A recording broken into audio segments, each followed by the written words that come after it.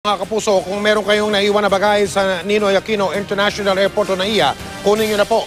Kasi yung pong mga bagay na hindi pa rin kinukuha makalipas ang 30 hanggang 70 araw ay isusubasta na.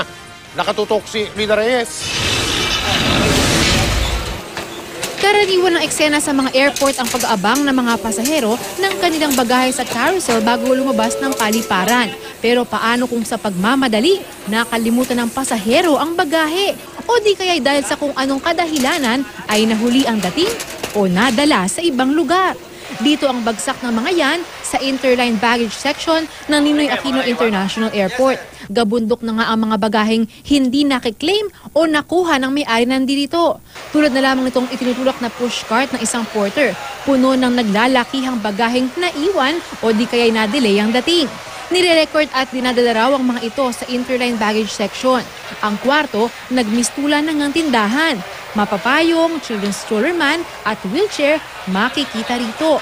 Ayon kay Customs Interline Baggage Supervisor Reggie Flores, kapag lumipas ang 30 araw o isang buwan at hindi pa rin kinukuha ng may-ari ang kanyang bagahe, isusubasta na raw. Implied abandonment po ang tawag pagka nag-antay tayo. Naglalapse po yun until 90 days. Para maklaim ang inyong bagahe, kailangan magpakita ng airline ticket at ng kopya ng inyong baggage tag sa interline baggage section.